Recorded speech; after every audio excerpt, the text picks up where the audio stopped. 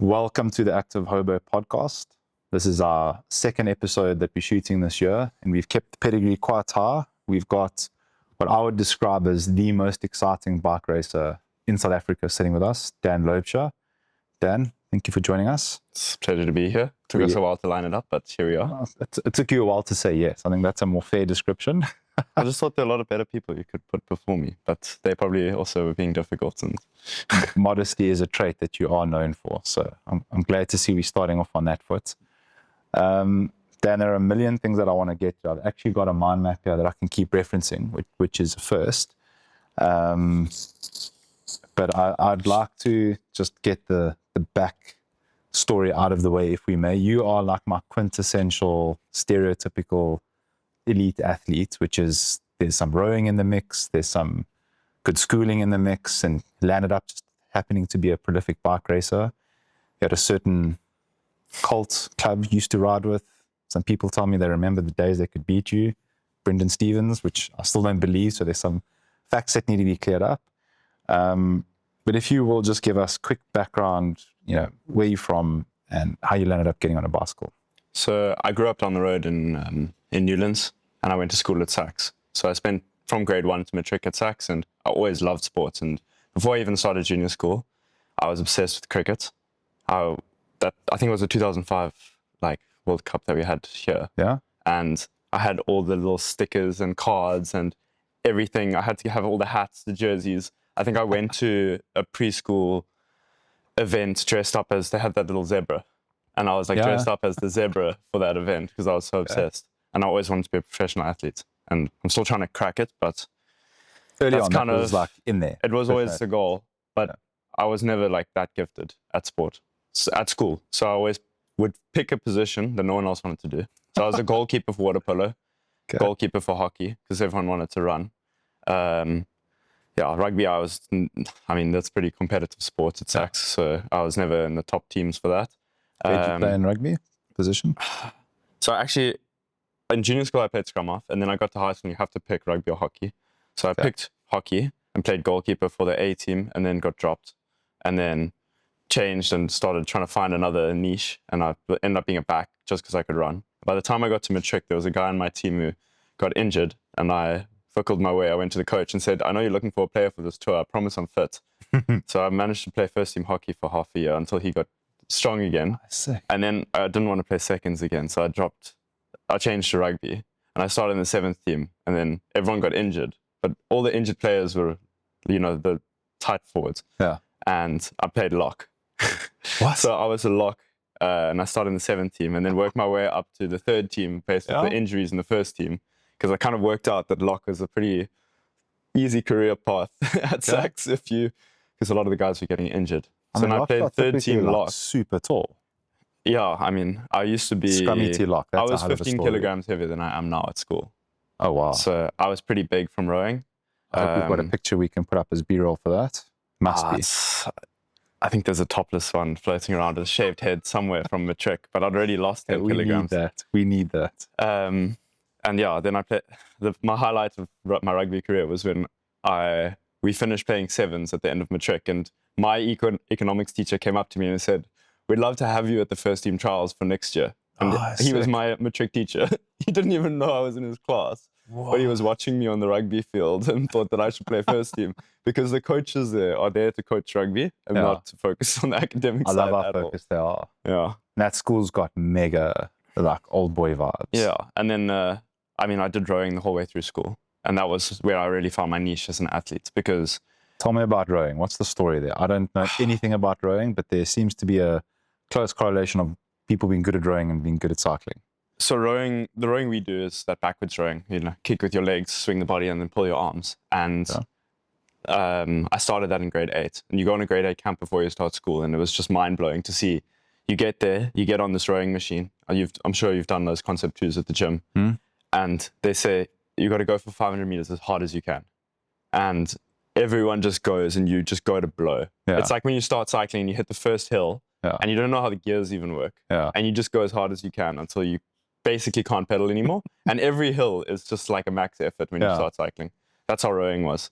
So they'd put the ergs next to each other. So you called the rowing machines. and they place you in sort of an order based off where you ranked. So you would have one guy next to you who's better than you, and one guy who's slightly worse. And every time you get on for a session, the order can change. So you have to fight your way up the ranks and down, but they don't account for your weight or anything like that. So I was always light relative for a rower, because they're all meant to be 6'4" and 100 kilograms. So I was always near the bottom of the pecking order. But we had a category called lightweight, and especially at university, not so much at school. And then we'd just fight it out between each other, and you'd literally just go next to each other and try break each other. And that's what taught me how to suffer properly, because there were a couple of guys at school with me, and we had a good little like 4-man team and relative for the Western Cape, which isn't really historically good at rowing. And we'd just hammer it out next to each other and just be watching the screens, and you'd just pull like 3 splits lower. So say you'd go 10 watts harder and see if the guy would match you. And then you'd slowly like pull ahead in your virtual boat. And then he'd come back and you'd start popping, and then you'd have to, and everyone works out what strategy works for them. So you learn, like, for me, it worked really well to have a negative split. But some guys would love a positive, go really hard at the start, get an early advantage, and then just try and maintain it because they can shuffle the lactate. And then I started cycling and discovered all of these mechanisms of why that actually worked. So I learned all about my body from rowing. And I think most kids who do it do the same, because you learn accountability because you're an 8-man boat and everyone has to pull their weight as an individual with the training. And then you show up and you have to work together. So it's a great team sport, even though it's got a big individual element. How big is rowing? So at SACS, you start with about 10 boys per grade, and we had a grade of 180. So it's not a large percentage of the grade. And then it whittles down because rowing is very time intense. So you train like a professional athlete from when you're in grade 9. I mean, I've been doing 20-hour weeks of training for rowing since grade 9. You'd leave on a Friday after school. 20 hours. You'd train for an hour and a half in the afternoon on a Friday after school. But in the morning, you'd have been for an hour run. Then you'd do Saturday, 3 sessions, 3 rows on the water or 2 rows and a run. The rows on the water were 2 hours each, and the run would be an hour. So you're doing like a 5-hour on a Saturday, and the same again. Where are you rowing on the water? We'd go up to Misverstand Dam, which is like a lot of those gravel races up north now go around that area. Malmesbury, Piketberg. So that's also between there. I mean, you got to get there. Is that mom and dad? It's a lot of commuting. We had a school bus that would take us, and Reese was my rowing coach. So McDonald? So when I started rowing in grade 8, Reese McDonald was like the matric who rowed the same position as me in the boat. Oh, that is sick. And then I was like looking up at this guy, and I was like, that guy can suffer. Him and this other guy, Ryan. And they were small guys as well. And they would just duke it out. And I was like, those guys are proper. So interesting. So I always like looked up to Reese as my rowing coach. And then he became the coach for my brother and then me when I got to, I think, grade 10.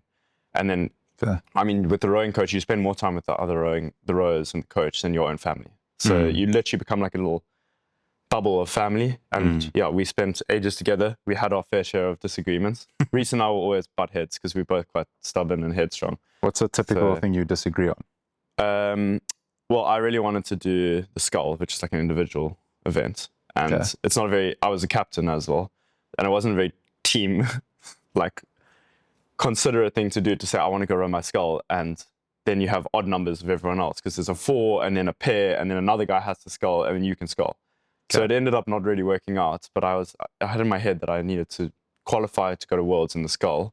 And I had a really good base building. I was training like 3 hours a day in Neisen in my holidays. And then my parents would just drop me off up the river and then come back 4 hours later and pick me up. And I'd just go up and down, up and down. And it's a really boring sport because your hands are busy, you're alone, and you just, the rhythm of going backwards and forwards. So like all of this kind of led to me discovering cycling after I had a rowing injury I had a running injury after COVID because I started running after the rowing training and I just was, suffering with a knee thing, like 2 runs. First one I did back. Classic running, huh? 10 Ks, smashed myself, think, I've been training on the indoor rowing machine. My hip flexors were just a mess. And I pulled like muscles around my knee and had a knee injury. Next day I went and did 15 Ks with a little niggle and I couldn't walk for a week after that. But I could row and I could ride my bike. So I got on my dad's super old bike. And this was a DeRosa aluminium bike with 9-speed Campagnolo Veloce and Campi cool. Scirocco wheels. It was sick, but it had 21 mil tires. So I'd literally just go around and get rattled. And we still had that 5K radius. Yeah. So I worked out addresses in each of the 5Ks of my mates. Did you guys stick to that? Yeah. No. Okay. I worked out 5Ks and then I'd sort of ride each thing. And then I was like, if I get stopped by the police, I'm just going to go ring the doorbell and say, yeah, sorry, this is home. And the only sketchy part was when I went over Chappies, because at the top of Chappies, you're kind of not 5Ks from anywhere. Yeah. You can be 5Ks from Newark as the crow flies, but it's questionable. So I started just doing O-cops or neck, Chappies, O-cops. I mean, that's pretty spectacular. Yeah. And that wasn't like my first That's hardly a lockdown course. Yeah, that was pretty special. And it was a perfect time to start because there were no cars on the road. So you could really So that's when cycling started, COVID. Yeah. Like that. As a result of COVID or as a result of the injury? Yeah, well, it was kind of both because we couldn't row outside because they closed all the water places. So you couldn't go to the dam, maybe you couldn't go to the beach. There were all those rules that you had to follow. And rowing was excluded. So we had a difference. Yeah, what beach? You couldn't go to... couldn't go to Wild Waters. Exactly. You couldn't go to Sun City. Yeah. Imagine, you probably thought that would never happen again. Like Sun City as an establishment was literally doomed from COVID. Yeah, by and large, people just carried on like normal in Joburg. I must be honest. I remember still going to a pub that doubled as a club. 2 a.m, place was packed. People were raving their faces off. Heat of COVID, everything's locked down. It's just like, I don't know. Benoni does kind of march to the the beats of their own drum. Yeah. COVID is weird for us, but we also found cycling through that. So it was good. Well, it wasn't good for everyone, but for me it was great because I discovered cycling. Most people I've spoken to describe COVID as a blessing. They're so glad it happened. I think it was just perspective. I think the world's better off. But I think it was really hard for some people. So I always hate saying like COVID was a good thing. Obviously it wasn't. A lot of people lost. Yeah. But for me it was beneficial. Yeah. Like I discovered the sport and it's basically changed my life that. So started riding. Basically the first day we could ride, they had the 3-hour slot. Then they lifted that. I was like, cool, I'm going to go to 100Ks. Did my first 100K and I bumped into Carl and Jared from Mother. Okay. And they were riding and they're coming up behind me on Smithsvinkel. I'm looking over my shoulder, like when you're just racing in your training ride. How strong are they back then? I mean, they came past me and I felt like I was standing still. Okay. And I'd never ridden with other people really, apart from like one guy who was like my rowing coach at the time, who was an amateur cyclist like me, but he guided me initially with how to do cycling, like how to use the gears. Yeah. And what a power meter was and how to... Back then already, yeah? Yeah. I mean, rowing is super data and analytical, not as much as cycling, but I wanted numbers and I needed to see like everything. So I had a Garmin watch and I'd look at his power numbers and then work out his weight and work backwards from there to work out what power to weight I was doing and things like that. What were your academics like, just as a quick detour? Because you extremely... I didn't work very hard at school because of the rowing, and it was always like a point of contention. But you probably breezed through. I didn't breeze through it, but I did the bare minimum to get to where I needed to be. So at school, I was like a 70s guy with enough work. Like I had to work for 70s that. 70s is breezing through. That's not I wanted to get into university so I could row at university. So I had to get 70s to qualify for the courses that I wanted to do, which was sort of ecos. And I was either going to do business science or politics, philosophy, and economics. Okay. So then I finished school and I wanted to have a gap year, but my parents were like, you don't even have a plan of what you want to do with your gap year, so you better go study. And so I started at UCT and I looked at the courses and spoke to a few of the other people, and my options were business science or like a humanities PPE, politics, philosophy, and economics. So I opted for the easier one, or what I thought was the easier one, which I don't think is a controversial statement, that humanities is a little bit less stressful than a business science. And did the minimum to sort of coast through, failed second year ecos. And as second year ecos was 2019, 2020 hit and I'd taken my third year and second year and just stretched them out over 2 years. So I was doing 3 courses, 2 courses, 2 courses, 3 courses over each semester. Gotcha. And I just had time. Like I started cycling at the same time, and I just had, I had 2 courses, 2 hours of work to do every day, and I could just ride my bike. So I just started training like 20 hours a week. And it's pretty phenomenal, your focus. I mean, just listening, we've never had this conversation, unbelievably. But that's, a lot of people your age have that time, and they don't, invested all into being the best at something. What are your earliest traces of that desire to be the best at things? Because your focus is unbelievable.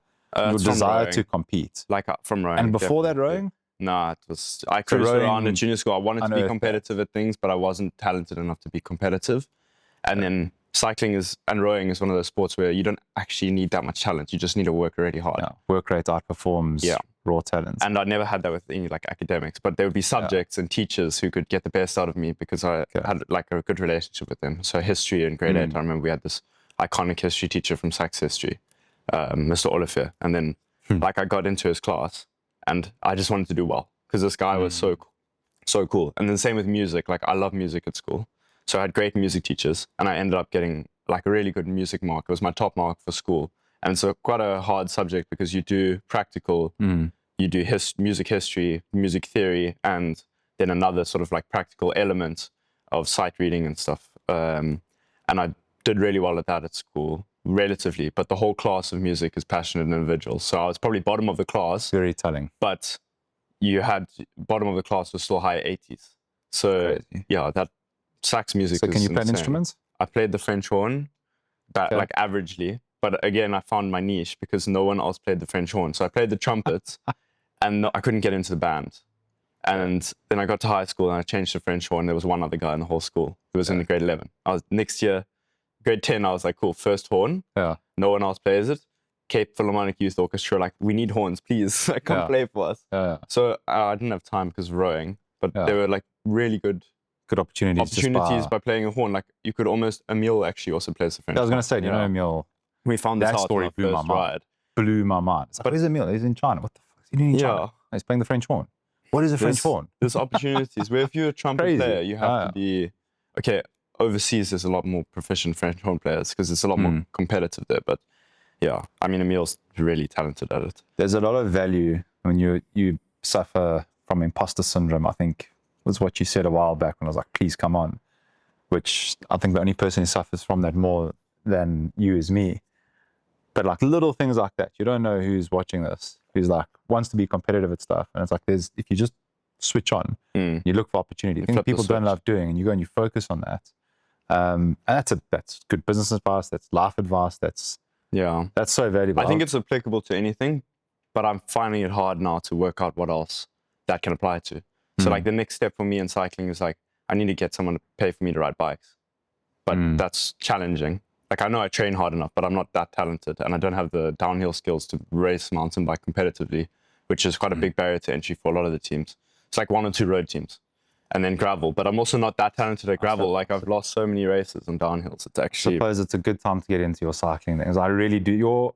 You are, without my favorite racer is Tadej Pogačar, not because he wins, but because of how he rides. He's never there just... And there's a video of me screaming for Jonas when we went to Tour de France last year, which I'm not ashamed of doing, having bashed him. You know my disdain I know for the your guy. thoughts. Because he's just like so boring and nerdy. He just like sits in the wheel, goes out attacking me. Sounds like, bro, please. But Taddy's like, there's no script. It's just, he's strong. But I think even if he wasn't strong, he just goes and does cool shit. And I'll never ever forget it. That cycle tour, you're wearing that red. Yeah, the cycling friends. So that was my first team and kind of my only team. In the breakaway working, I think Jaden Trudeau won the one I'm referring to. Or did he miss it? Chris Joster won. And then Jaden came second or third. And then Andries was you were in that breakaway. You were doing the lion's share of the work throughout. It was so I think the video footage was very complimentary of me because it looked like I was doing so much. And I did a lot of work. And I think that there was like pretty fair contribution from everyone, but I was working really hard because I wanted it really badly. And other guys knew that I really wanted it and was strong because we'd just done Tour de Cap. So you could tell where everyone's form was from that. And I I know I overworked myself, but I should have changed my strategy. And the next year I went and changed the strategy. But point is, it was flipping exciting. 361. Fortunately, wouldn't say I was there, but I was there. You were there. You can feel I saw you on the start line. We were having chats. That was about it. But you can feel the energy, and you hear like you're walking around that place, and it's just. Did you see what Dan did? Dan didn't even wear a gilet. He went through it. It was freezing cold. It's like you bring, whether or not you see it, a lot of excitement to any race that you do, along with an obsessive amount of knowledge from everything to setup to nutrition to wheels to 50 mil front, whatever back. Like, it's well known that you are like the most knowledgeable person academically around what you're doing on the bike. And I'd say that's got to like, come from it's not necessarily me. It's just like I'm accessible for a lot of people because of the nature of working in the store, and like I went through the ranks, so now I know all the Savage people, and I'm like still on your WhatsApp group to see what's going on, just because it's like interesting to me. But there and are also, a lot of like, people we that can know as much contribute. as you know and go down the rabbit holes you do. The people I spend time with, like Matt and Byron, are so much more knowledgeable that I like them a sponge when I spend time with them. It's like you can learn so much. So I'm a firm believer of that whole, like, you're the product of the people you spend the most time with. And that's why I'm really grateful for my like training partners. Like, I get to go train with these elite riders and learn from them. And like, I don't always listen, which is sometimes frustrating, especially for Matt, because he'll be like, you're an idiot. I told you to do this and you didn't listen, and look where you ended up. But sometimes you have to find out the hard way. I'm a firm believer that the only way to learn is the hard way. There's no such thing as easy. I want to come back to Matt and to Byron, but let's just, for anyone that doesn't know your story, let's maybe just go back to the beginning of your bike racing. So you start riding your bike. Yeah, I was at UCT. Go through the obsessive thing. Let's go from riding your bike, racing your bike, where you are today. Freewheel spares is a really good, cool story there. Like, take us to the beginning, and now the fact that you're training with these people. I started racing at UCT, but I wanted to race for UCT for a DC, and I sent a message to Instagram because like the club didn't exist during COVID, and they were like, we're not really looking for new riders. You're like probably just some hacker. We don't really need you. I actually laughed about it with the person who messaged me off the account at the time now. And so I went to Brendan from Pure Savage, which is like really where I learned how to ride my bike in a group. And I arrived and I was like, please tell me what I'm doing wrong, because I know it, like, this is not pretty at the moment. Like, I crashed half the group rides. Lucky I didn't take down other people. But I learned a lot just from like how to signal, how to ride a pace line. These are all things that you have to be taught in the beginning. And there's actually like still groups out there who ride together and don't have like the etiquette of group riding. Like, nothing more frustrating than going in a group ride and someone just attacks off the front and then just sits there 5 meters ahead of the whole group. It's like, if you want to work hard, sit on the front and let everyone draft. If you want to work easy, sit off the back. And if it's a climb, go push someone at the back or ask if they want to be pushed. Otherwise, like, just chill. Like, you're on a group ride. It's not your ride. We're not attending your training ride and like have the luxury of being there. So Savage was there in the early days. And then I went on the Savage ride, and I was still thinking of doing triathlon, and James Reed was there, who used to ride at Savage, and I think he went to the Olympics for South Africa 2016, the Rio Olympics, and we get to the top of Scarborough on the first climb, and I like just pipped him over the top, and he looks at me, he's like, who are you? Like, he was working at the time, like he'd started building his career, and he wasn't racing professionally at all anymore, but he was like, you need to ride your bike, like, that's not normal. Seriously, like, you need to seriously consider like putting more time into riding a bike. And the penny sort of dropped then, like, okay, I actually really need to put some energy into this. And then I told my parents when I finished studying that I wanted to have a gap year, and I wanted to go race in Europe. And this was just after COVID and my passport had expired. So I found a local team. I have a UK passport, or British passport, which is very useful. Very handy. That green number does nothing for you. So I found a team, and then I think I joined Cycling Friends and got some good results there, and started riding with Cycling Friends. And I started riding with Byron, and we had those stalk bikes, and the team just taught me everything I needed to know about, or a lot about team racing and working for someone and how it all works. And it was the most amazing team to be part of, because there's a whole bunch of development riders who are in there, and then Byron, who's like this guy with a wealth of knowledge and has been racing overseas since he was 18 years old. And like, just there was a random German guy at the start who kind of knew a bit about racing, and then Shamikh Salih, who also is like a very experienced African cyclist and raced like for, I think he did like a stagiaire role or even a year contract with the Conti team that Doug riders. I think it was Quebec at the time. So you just have all these people who just want to help you, and it was the most amazing opportunity. Like, you don't have teams like that anymore, really. For junior guys who are just starting. There's a couple, but I don't know. I fell into the right place at the right time. And Byron gave me a whole lot of contacts of emails to send. And basically, I had to pay to join all these overseas teams. I was like, I'm having a gap year. I kind of need to like be earning money, not spending money. I'm not studying anymore. Yeah.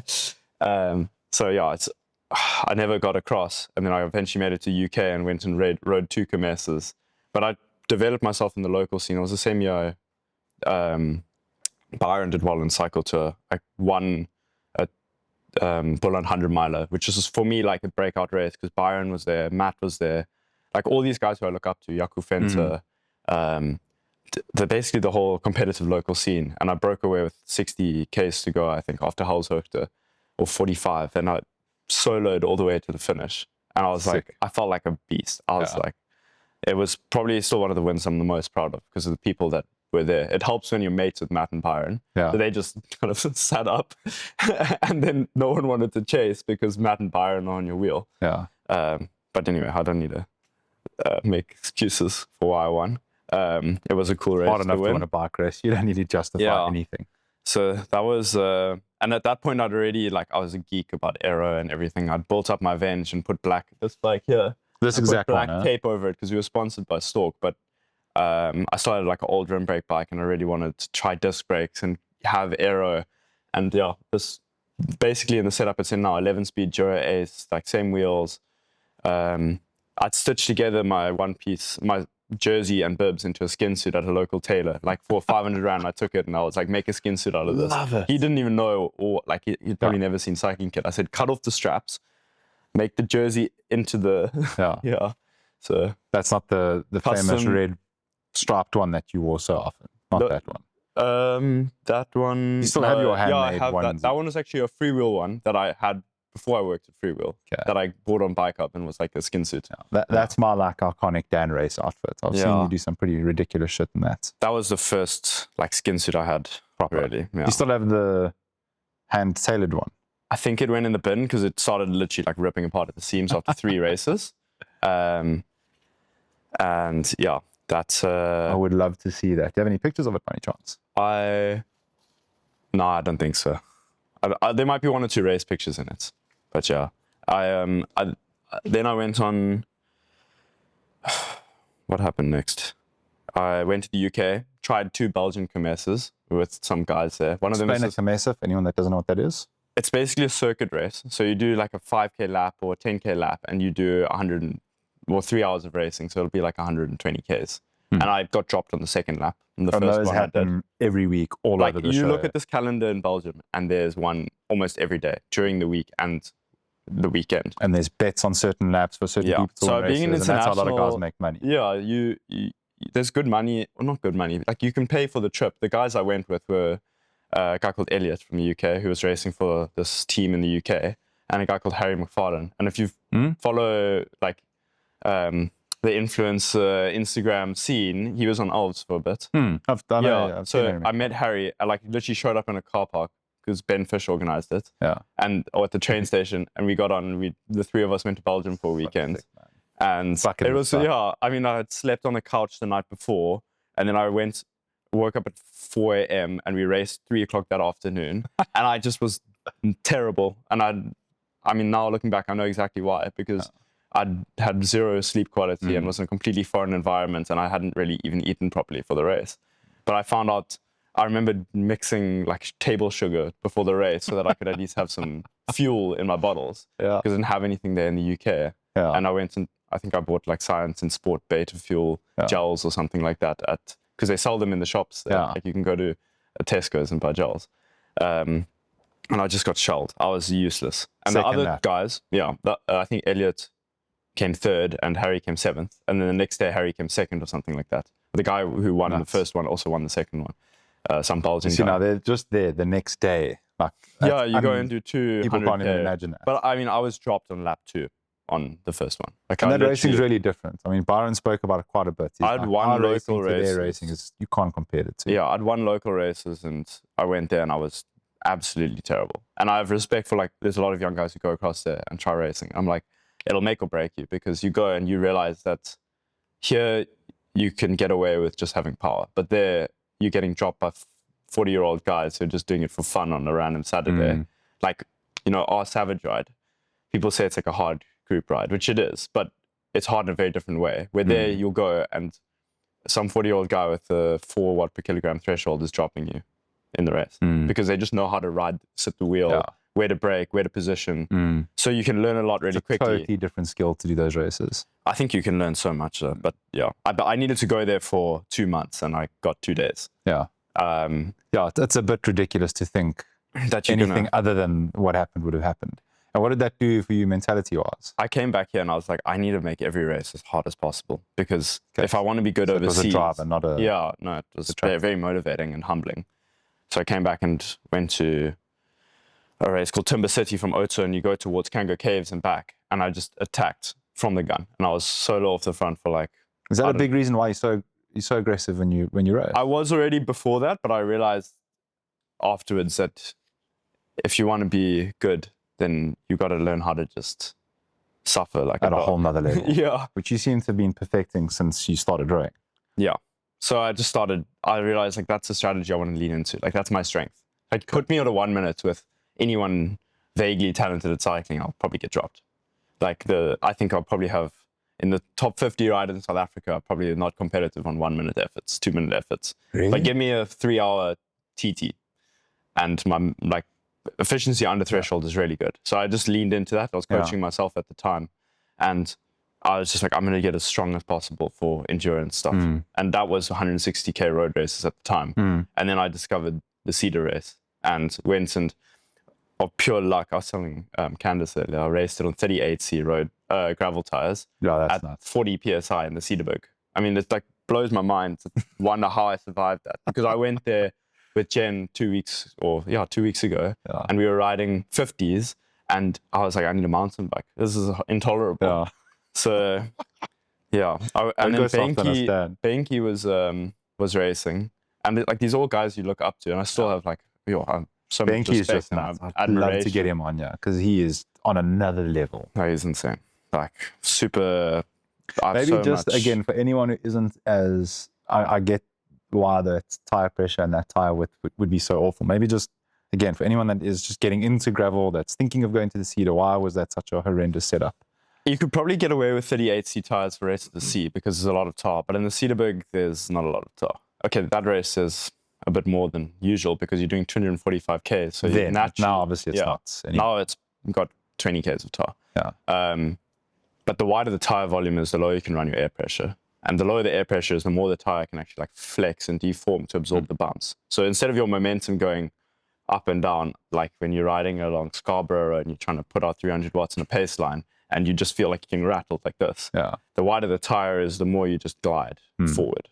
And then it's also lower rolling resistance because if the tire deforms and then bounces back, it propels you forward. So it's also the rate of responsiveness of the tire, like the elasticity that actually aids you in propelling you forward instead of like up. So yeah, it just wider is more comfortable and faster to a point, right? I mean, I think a lot of the trouble now is people are trying to work out to what point because they're putting on wider and wider tires and finally they go faster and faster. There's a guy who does like tire rolling resistance testing, and then you look at the sort of rankings of each tire, and you have like a mountain bike tire as number 1, and then number 2 is a 34 mil road tire, because he grades it over 3 different types of gravel, and on really smooth gravel, the 34 is that's the thing. Really fast, and then on the Cat 3 gravel they call it, which is like the Cedarburg, the 34 is nowhere, but the mountain bike tire just effortless cruising. Yeah. So it really does make a big difference where you ride it. Yeah, I'd say to anyone like just doing gravel for fun, you want to be as comfortable as possible because the races are really long and really hard on the body. And we don't all have the luxury of spending, 20 hours a week on our bike. So if you don't have the strength and like conditioning to spending that much time on your bike, you're going and doing half your weekly training load in one day. You want to be comfortable for that half your weekly training load because by the time you hit 4 hours, anything else. Yeah. And the same at gravel burn. Like I started on the narrow tires because I was really worried, and by the end I was like What was narrow? What were you on? I was on I'm not good on downhills, so I need a wide grippy tire on the front. So for me that's sort of a non-negotiable. I would rather lose 20 watts and gain a minute on a downhill than try ride downhill with pro mountain bikers on a 45 slick Pathfinder on the front. Yeah. So I run a Tracer 50 on the front and a Pathfinder 45 as my like fast rolling combo, or 245s for a really like non-technical race. And by the end, I had air track 2.2 on the front and 50 tracer on the back, and I was loving it. Like, just Like such a big felt like I could smash into everything, could sit in the bunch for way longer. Gravel burn is an extreme example, right? I mean, that's really pushing the envelope in terms of what gravel is. I think the 361 is more pushing the envelope of what gravel is. Really? Like, I found the road, the technicality of it higher. The problem with gravel burn is like obviously you're in bigger bunches. So by the time you're in a bigger bunch, you're getting exposed to a lot. You can't pick your line as easily. So on the last day, I had the most time in the front group that I had the whole time. And I was the most broken in terms of like my body afterwards. Because I thought, what are these guys complaining about? I was getting dropped like 20 Ks in every day by the front group. So then I had time to pick my own line. You're riding in a small group. You're spending a lot of time on the front because you want to like get to the finish line. So I learned like why the wide tire is important in the front group as well. But then terrain-wise, you're saying gravel burn versus 361 comparable? Yeah, I'd say it's pretty comparable. Really? Yeah. Oh, that's...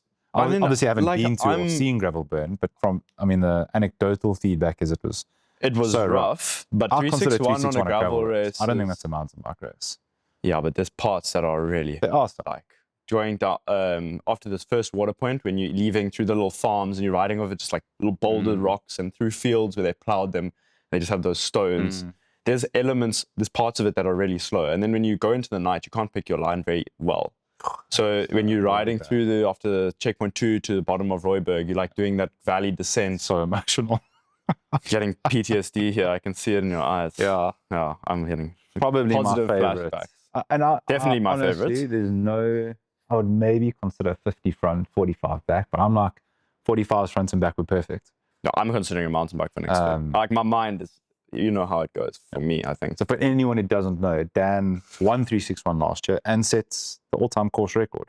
Yeah, it was more because like the group was strong. So then you have the benefit of working with a good bunch of guys, and then the previous favorite was behind you, and everyone wants to like be ahead of him and make the race suit them. So it was conducive to getting a fast time. Where there's so many conditional elements built into it. There is also just the fact that you rode it like a flipping beast. I had a good day. Like the day before I went and rode any numbers Royberg. You can give us from that? Average speed, power, normalized. I put it on my Instagram the other day, so I can kind of vaguely remember it. But I know your grams per hour were ridiculous. Yeah. Carbs. I'd been training with Matt before then. And you Matt said Beers, we'd get on anyone who isn't aware. Get onto this topic. God. But he was training for Unbound, which obviously takes really seriously because it's kind of like the actual gravel worlds of the 5 events called gravel worlds. Maybe just expand Unbound as well. So Unbound is a 300 or 200 miler gravel race, 320 Ks, and you're going just in America. Yeah, it's full tilt, and they do that 320 Ks, and I think it's like 9 hours, something stupid, like that. Yeah. And 361's only 40 Ks longer, and we're taking 12 and a half. Okay, it's a lot more climbing, way more. But they're in a 100-man peloton most of the time for the first 2 hours, and then it sort of splits, and there's mud and clay, and it's hot. So he was training super hard for that, and whenever he's training hard, and now with Byron here as well, it's just like this carrot for me. Like you wake up every morning. We rode together like 5 days this past week. You're just accountable to each other. I'd sit on the wheel and like sit next to him and suffer. Sometimes I'll have a vaguely good day and I'll be like able to sit next to him. Yeah. And so we trained really hard together. Like I did the gallows and I had a really good day that day as well because we've been building up nicely for Unbound and 361 as our respective challenges. And then the next day we rode back, and I think the first 5 hours of the ride back were higher average power than the whole of the gallows, which I had won the day before. Wow. And I was like, okay, the level, like I said, being a product of the people you spend the time around, like your frame of reference for the level that you need to be at shifts when you spend time with those people. So I'm like, I can't just ride around and, How did you come to know Matt? I bumped into him when I was busy motorpacing with my dad. Of like the 3 times I'd ever done it was the first time. And he was riding around Cape Points, and so was I. And we knew of each other, but not well. And he latched on, and we sort of did it together. And then with motorpacing... And you knew who he was when you latched on? I mean, obviously, it's this beast on a bike. It's just an absolute weapon. And like, I'd done my research with who everyone was. Yeah. And he was like half the comms in Cape Town. And I was comm hunting at this point. Like that was my career, was just cycling comm hunter. Yeah. So I'm going with my dad on the back, probably chasing some segments as well behind the moto. And then Matt gets on the back, and being third wheel behind the moto is pretty hard because the first person gets a draft, and then when it's me behind, I'm not big. And then there's Matt. So he's basically getting like a 50% motor pace, and I'm getting 100. And I think he like just started slipping off the wheel and was like, okay, you're pretty strong. I was like, it's just a motorbike. But anyway, I had my own taste of that a few months ago when we were doing Motorpacing, and like we did Red Hill full gas. And I think I did like 370 watts for 15 minutes after 5 hours of riding. Yeah. And I was mind blown. I was like, this is impossible. And then Matt carries on Motorpacing. I just got dropped. I was like, okay, it must be because I wasn't in the wheel. But yeah, then we started chatting, and he actually offered me. Is there a purpose of Motorpacing, riding behind? To get the leg speed higher. So is it technical benefit? It simulates racing because you're going so much faster in the draft. So I can almost get that from just riding with Matt and doing metabolic efforts, because we're going at 45 k's an hour around the Cape Peninsula, and I'm sitting behind this unit, and you're just spinning the leg so much faster. It's important to simulate that leg pace and that speed, so that when you go to the race, it's familiar. In theory, yeah, that's kind of the idea behind it. I'm not sure how. I always wonder why. I find it beneficial, but it's also could be like that placebo effect, which is more powerful than any other effect, I think. Because if you think that you're going to be stronger because of something, you'll just get stronger. It's like me training hard now. It's like it probably is absolutely destroying me, and I think being coached properly would probably be much better. But because I think, man, I'm getting strong. Like I'm getting 5 hours into a ride, I'm making the boys suffer on my wheel, and these are good riders. Then I'm probably in pretty good shape. That counts for a lot. Yeah, exactly. So you meet Matt Motorpacing, you get some kudos from him for putting down some watts, and then you guys start chatting. I was like, I got his number because he offered me as accommodation for the cedar because he didn't do it, and I was like, oh, finally, like I can get a result now. And then we just started planning rides together, and he's really good about taking guys under his wing. But I think he and I both like riding with just like one or two other people. I don't like doing big groups because I find it quite dangerous on the road, especially at the times you ride. Like it's different when you're riding at 5 o'clock in the morning and there's no cars, but you don't want to be riding at 10 o'clock, 9 o'clock in the morning in a group bigger than 4 guys. Otherwise, the cars start. Always really giggle when I see you guys often, obviously around Noortuk, Okops very often. I actually probably see you and Matt more than almost anyone else I ride with. Yeah, we ride like your. I'm that guy always hooting. Yeah. You can't even hear the hooter because the wind is. No. Now and again, I get a reaction. Most of the time, yokes are pretty locked in. And that's I think pretty I'm special. That says a lot about Matt. Yeah, he's super at the top cool level. I don't think that's the norm. No, but it's the same when Luke Moyer started. Then he would spend time training with Matt. Like Matt took him under his wing and sort of like helped him become professionalized. And then like Alan and Matt historically like trained really hard together. They were really good mates, and they lived together. And then I think they did a lot of training, and their skill sets are quite different in terms of what they're good at. So. And they're both amazing, but like the relative strength. Yeah, like Alan is super punchy, and Matt's like was the ultimate diesel, and now they've both like converged into more similar riding styles. But yeah, Matt, and then the same with I think Kai von Juring as well. Like he was also a really talented like younger rider who's just studying really hard now. Matt would just sort of ride with him a lot. So then you get this opportunity to ride with this guy who's so much better than you, and he just shows you the ropes. Like teaches you like, oh yeah, when I do a recovery ride, I feel like this after, or when I do like a hard ride, like sometimes the effort's only good on the last one or the second one. And you're like, oh, that's actually normal to feel like that. Okay. So yeah. A lot of tactical advice ever? Setup stuff? Go hard, make everyone else suffer. I think we've actually learned like from each other almost, because when Matt was racing mountain bike and gravel, or then transitioning into gravel, and I was like a roadie who was transitioning into gravel, I was like, mate, like you're giving off so much draft here. Like this isn't working for you to just go hard, because you're doing 500 watts on the front and I'm doing 300 watts on the wheel here. Like it's not like you're not getting anything out of it. So I think we both like learned a bit from each other. That's pretty cool. And then he's more obsessive than me about tire widths and rolling resistance. Is he into that stuff? Yeah, I think not anyone racing at that level, but to be really competitive, you are a nerd. Like you're a little bit of a geek about and he is racing at the absolute top level. So I can imagine him and Keegan have like these like insane conversations about all of these like minute differences in how many watts you're saving with this tire on this terrain. And yeah, we'll just talk about like, oh, the headwind is this, and you're on a 55 and I'm on a 52, and that tire is a mountain bike tire and it weighs 550 grams and mine's 520 grams. Oh, and no, we're doing really? like, you've got a pack on. So we're like trying to work out what watts per kilogram we look at the watts per kilogram, we're like, how much aero difference is there between the two of us? That is nuts. And like, if we ride a road bike, then it's like, I can ride 100 watts less than him at literally 300. If he's doing 400, I'm doing 300. If we ride gravel bikes, then it's 80 watts. And if we ride mountain bikes, then it's 60 watts.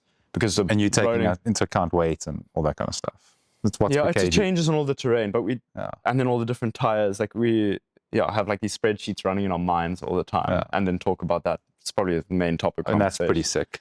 Yeah. So he's obsessed with the details, and that he rubs that off on me a lot as well, because I realize it actually does make a difference. Because it's the sum of all the parts. Like everything there's a difference from everything. Like if you shave your arms, there's a difference. Whether it's a measurable difference or not is a different question, but it can't not. It's like statistically impossible. It doesn't make a difference.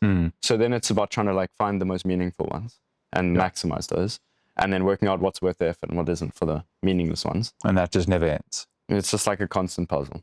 Like in my head, there's just so much going on with that. You say Byron's also like... Yeah, like when you did the podcast, you can see it's like a super analytical personality. Like just... He's so locked in. He's so... And those guys are just so motivating because... Who's your biggest inspiration?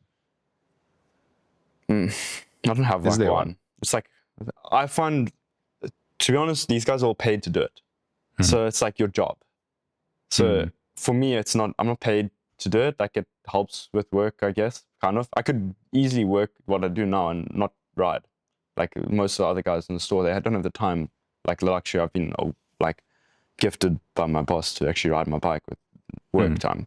But so maybe worth mentioning that. So you work at Freewheel Psychology. Yeah, I do the bike fits there, which I used to just do sales for the first 6 months. And the opportunity came up to the fitting, and I fell in love with bike fitting. Like it's kind of ticks all these boxes that I'm talking about, just being like super analytical and optimizing everything and trying to help other people with that. And it's different for everyone because some people are coming in for an e-bike fit and they've got flat pedals on, and there's only so much I actually want to learn. But if you come in and you like want to learn something, we can spend 2 hours in there. And you and I had it, I think the first time you came for fit.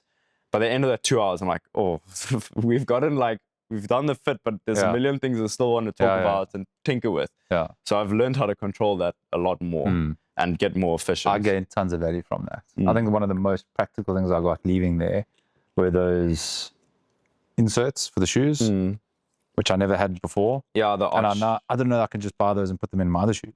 Yeah, easy. And it actually makes a huge difference. Like the first ride I went and used those. Ridiculous difference. 15 watts better for my 15 minutes at the end of 2 hours of riding. I didn't measure that, but like the placebo in my head, the comfort difference when I just take that insert out of my shoe. Maybe explain that for anyone that doesn't know what I'm talking about. I mean, like when you're riding, you're putting out all of your power through your feet. Like if you're not putting out power through your feet, it's wasted energy because that's the only place that actually affects the drivetrain. So you want your foot to just be in as comfortable position as possible. So there's a lot that you need to focus on. If you have hot spots, the cleat position, I'd almost say cleat position is less of a science than like building up the bottom of the arch height and looking at everything there. But like in a fit, you only have limited time. So in a basic fit, like you can't really look at that much. You can only focus on the cleat position. And then the full one, obviously, you can like dive into the details a bit more. But yeah, every watt's being pushed out basically through that first metatarsal, this over here. Yeah. And if you put the cleat too far forward, all that pressure is just going into the joint. And as you shift it back, it distributes it better over the foot, but you lose out on leverage from your calf. So if I said to you, like, jump as high as possible from a little raised on a stair, you would put just your toes over, drop your ankles, and then spring as much as possible with your calf. But if I said you had to stand there for 5 hours, you'd hang as much of that, like as little of your ankle over the stair as possible. So it's like kind of finding that balance point. That's the balance. So if you're racing crits, you want to be pretty explosive, but not uncomfortable because you still need to train. It's still an hour of exercise. Like people forget that riding isn't like middle distance running where you're doing 1,500 meters or sprinting where you're doing 100 meters. You're doing an hour is a short ride. So that's endurance, it's an endurance sport. Like endurance is the name of the game, and you optimize everything from endurance back, in my opinion. But yeah, I'm obsessive with like the small details of the fit, and then work. That kind of applies back to everything. But I love doing the fit because it lets me like lean into that. That's the main focus at Freewheel. That's my niche, which has been really cool. You are known to sell a few things. Yeah. Helmets to some average racers, trying to make a market DC, among other things. Yeah. Like, I think there's so many things people miss out on, like with their riding. Like, if you're not riding fast tires, it's like low-hanging fruit that you can just immediately improve your ride quality and the speed and enjoyment you get out of cycling. And working in the store is like a really cool opportunity to help people with that. Sure. Yeah, so I've enjoyed working there. And then I started working there at the end of that gap year. So that was sort of end of 2022, ran out of money. I was buying and selling stuff on Bike Hub. So I learned a lot about bikes and parts and things. And I'd buy something when it was listed as what I perceived as cheap and then make a little bit of money selling it. And that funded my racing. So I've owned proper hustle. Yeah, I owned like 30 bikes that year. I remember I was in the youth account with my parents' bank, and I exceeded like the transactional limits that you have on that account because I was just buying and trading like 50,000 Rand bikes, and the car had broken down. So I sold the car and put all that money into buying stock and then selling it. Sick. So I'd have like 3 indoor trainers that I bought for 10 grand and sell them for 15 grand because obviously it was COVID at the time. And just hustle. That was like my job alongside rowing coaching. And then I started working in the store. So I was just helping out on the floor, like more of a casual thing part-time. And then I got that result at Cycle Tour in 2023, the one you're talking about. And that opened doors for me because the boss said, let's have a chat. Like, I want to support your racing because what you're doing is cool. And the customers come in and they like, engage with you about it. And it's it's a good selling point for the store. And at the time, I think Haley was already involved in the Freewheel setup, so I sort of like it was like an offer of a similar setup to her, which I mean she's way more talented than me and like had way better results, but I was pretty blown away by the opportunity. So and then I was riding up Scarborough. I'd just finished hurting myself with efforts, and I remember I got this phone call. I was like, I should have answered this anyway. I just answered it, and it's this guy who then offered me. He was like, you can quit working and you can come ride for my setup, like. It wasn't a team, it was a brand, and then he wanted to like give bikes but then pay me, and I was like, whoa, this is cool, but I actually enjoy working. Like I enjoy what I do. So I was like, is there scope for me to like do some kind of work for you on top of that? Because I don't want to just ride. Yeah. Like I need something else. Just stimulation. My brain. Like when I was just riding, then it's too much analytical, like too much focus on riding. Like it's hard enough already working in the store and just focusing on riding because you're always surrounded by bikes. But when I was just riding my bike, it was, I went crazy just thinking about bikes and being too obsessive and overtraining and overthinking everything. So that's crazy. Yeah, then I went back to my boss and like now you have the confidence. I didn't use it as leverage, but you have the confidence of like my perceived value to someone is this. So this is what I expect. This is what I would like out of this setup. So then he was like, no, that's fine. Like we're happy to do that. And that was the start of like my Freewheel racing privateer setup. And I marketed myself as a gravel race and won a gravel race. I've done 3. So, and then I went to Swartberg as my first race and made it to the top of the climb first and then lost everything on the downhill. I ended up like at the bottom in 3rd, and then one guy crashed and then finished 2nd in a sprint with Gustav Basson. I was like, if I'd won that's probably the one that got away the most because I didn't even know about tire pressures or anything then. I was just like sending it down this hill on the max and rock hard tires bouncing everywhere, dropped like a stone, like just left behind. I think Gustav was 3.5 minutes back at the end of Swartberg and closed that down in the first. Just literally, it felt like the first 3.5 minutes of the descent. Like I hadn't even hit the little uphill halfway through Swartberg descent, and he'd already passed me. I was watching him go off into the distance. Same with Kent. So those are also guys that have raced extensively overseas. Yeah, I think Kent had won stages of Tour of Rwanda like earlier that year. And Gustav has done a lot of racing. He races like professionally in France. So he's got numbers and he's got that technical.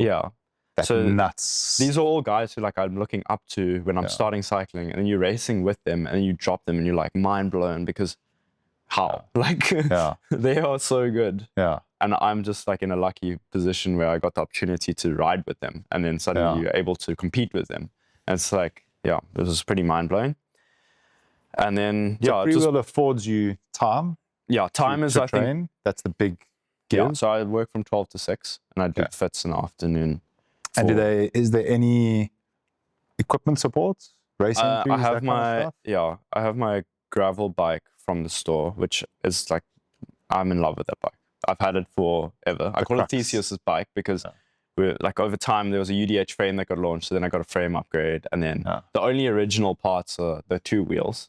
It's like half the spokes have been replaced, and the seat post, and the spaces underneath the stem. Everything else has been replaced. So it's actually like a completely different bike to the one I was but given that's at the gravel. beginning of That's so cool that you have the freedom to do that, because that is gravel. And I've replaced everything. Like, you know, it went from 172.5 to 165 cranks, like a million different saddles in between to test them all and work out. Mind. Is it Richard that has that sort of conversation with you? Yeah. Well, he's an amazing boss because he just trusts everyone that works there. He's just like, you know, put it on. Yeah, for a reason, I back you, off you go. Yeah, like it's trust. That is incredible. There's not, I mean, you'll know better than anyone. There's almost, I'm trying to think who else I can even think of. Okay, Haley obviously had that when she was there. But it's hard because she wasn't working in the store, so she wasn't like, it wasn't the same relationship with him where I'm like walking past him every day and you're dealing with customers in front of, and you're like selling product, which is obviously the whole goal of a retail store. Is like, if you can make the product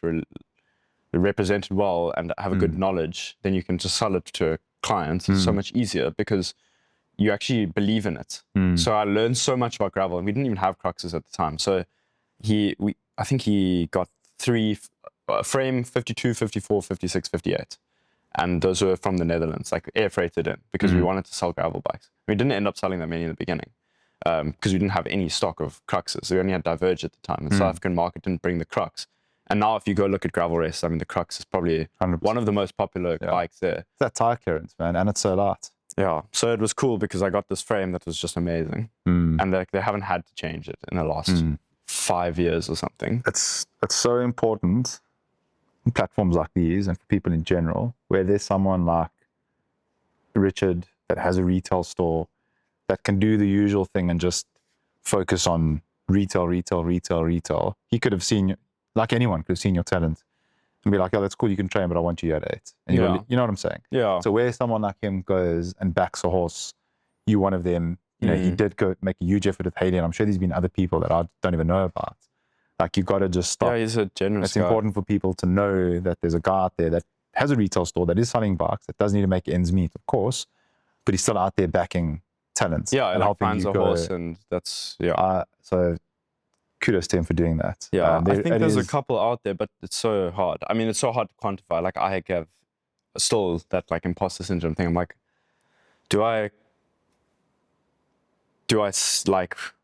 am I able to sell the amount of value that I add for things? But then I look at what other opportunities there are out there for other people, and I'm like, it's fine. Like, there's people relatively worse that are getting more out of their setup. Yeah, then you got to get rid of that imposter syndrome, man. Don't ever become an arrogant knob, because no one likes that. But there's probably some room for you to I don't think it helps. Show yourself a little bit more. Yeah, it's like when you're trying to look for like a team setup or something, it's like hard to sell. Then I also got turned down by like 2 teams, and I'm like, okay. No, so I mean, that's humbling. It's an interesting thing, because I think when we started off, you said that you know your goal is to be a professional sportsman, which means you pay to race a bicycle. Like that, is that a fair? Like that is. Yeah, I want to make like money. More than just prize money. Like, would that mean that you have to leave the environment you're in, or is there a world where you could stay there and you could be a paid racer? I work part-time. Like 6 hours a day is part-time enough that it's part-time. I think it's still, in the 6 hours I'm pretty busy in summer when you're doing 6 hours of bike fit back to back, or coming in early at 11 and doing 7 hours straight. Does an elite race team not want you sitting on your ass between 12 and 6 so you rested? I think it would help. Like, now it's been a lot better because the store's been a little bit more quiet. So now I look at my calendar of fits and I look at my training calendar. I'm like, I can squeeze in a 5-hour ride in the middle of the week. And if I try to do that when I have 4 hours of fits, it's not pretty. By the time I hit 5 o'clock, you smoked. Like, you haven't had lunch. Your blood sugar's done. You've had 2 coffees to try and make it through the day. And then it's kind of a mess at the end of the day. But now when it's a little bit more quiet and people are on holiday, got like a lot of the 2-hour fits, which are more like personalized, and it's a little bit slower pace, not a rush job of like 1 hour trying to get everything done and be as thorough as possible in an hour, then I know I can train hard in the morning, but I have to factor that in. So that's why I did like now last 2 weeks, like 50 hours of riding. Shit, that's big. And like over 1,000 TSS easy for those 2 weeks. And then it'll taper down now. There's also racing starts. So it's all like seasonal. I've learned from 3 years of doing it what works and what definitely does not work. Because if I tried to do this in the middle of February, it's no chance. Yeah, it's Won't work out with the race schedule, which we'll get to in a moment. Yeah. That desire to want to be is it geographic specific? If a team from Spain swoops in and says, hey, we want you, we've seen what you've done, are you packing your bags and idea, or are you looking for a local race? I don't have aspirations of racing like internationally really. Like I'd like to race locally. I like what I do at the moment. Okay. South African sportsman paid to race your bike, working at retail stores. But it's also like life is here. I'm not 21 or 22 like I was anymore. Like, I like being at home. I like spending time with my girlfriend. Like on my easy days, like you've seen, because I've bumped into you on Chappies, like my happiest is riding with my girlfriend and just enjoying riding my bike like a normal person who just rides their bike for fun, and then having to flip the switch and going and training with professional guys on the windiest day of the year and doing 5.5 hours of the same hills on a mountain bike. And I love that as well. So they're like suffering because they paid to do it. I'm just like showing up because I like riding my bike and I get the opportunity to do it with them. So it's really cool.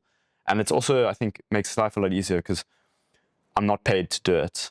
So I actually have less pressure on myself to. Would you like to be paid to do it? I'd love nothing more than Who are the race teams? I mean, there's only a handful. And is this for the thing is gravel? Yeah, like I'm a gravel rider who does like mini, I don't call them ultras because ultras to me are like sleep deprivation and like that kind of crazy banky territory, which I don't think that's really suits me that much at the moment. Like it is a goal to do it one day. Dad, you're definitely gonna land up there. Yeah. Don't kid yourself. And then in your late 30s, you're gonna be that madman setting Munger records. I think I'll probably be like I have a goal of transitioning eventually to like working more hours and training less hours. So I actually think I'll do the opposite, where like I'll focus on cycle tour then, and I'll focus on getting as strong as possible for like local road races and stuff. Interesting. Because cycle tour is 2.5 hours. You can get pretty strong for 2.5 hours or 12 hours of training a week. Do you think you could win that race without a team? Yeah, definitely. I think you. Yes, I'd love to see it. I think that race is like the most unpredictable race out there. And the way I race is not complementary to some team setups. So if I'm in a team, like I'm your perfect candidate to just sit on the front and drill it. And I want to do that for a team. Like I've said, like I want to come join your team and work for other people because I like that from rowing. Like I like just. I would imagine anyone that wants you to win races because you've got the ability. Yeah, there's not that many opportunities there though. Who are the teams in South Africa? I mean, I think it's mostly mountain biking, which is not my skill. So if you recently the road thing died. I mean, I remember the heydays of it was DMS, Honeycomb. But they're TG, also up country, and I had like the job done. I just mean in the market there were these big. I mean, I loved going to that Twitter Cap 3 years ago, and you had the DMS vans, the setup, the umbrellas, the Honeycomb there, TEG. And it was just I could look so not it looked. Yeah, I remember showing up to nationals, and it's like it's gone now. Gazebos. Yeah, gazebo. Like there's literally just.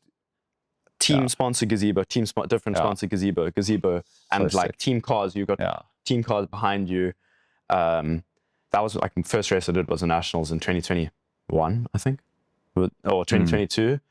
No, it was 21, and that was like my first ever road race, and I just blew my mind how high the level was, and like I think the rider level, and I used Byron as the best person to guide me on this, and. Pray God we have beers on here one day and Alan and can ask them the same question. But generally the sentiment is South African riders have all the ability. There's no excuse. Like they are flipping strong riders here. There's exceptional talent. Look at Luke at the moment. He's performing at an extremely high level. Beers, extremely high level. Alan, extremely high level. Candace, Byron, extremely high level.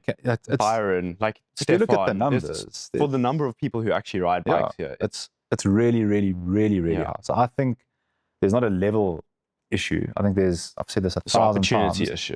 There's a media issue. South Africa's cycling problem. Like you are one of the reasons I hate how terrible our coverage is, because that is such flippin' exciting racing. I mean, even look at the biggest races there are. You're only getting on Supersport the last 90 Ks, 100 Ks. You're not seeing the full San Remo. You're not seeing the full anything. So, and that's international.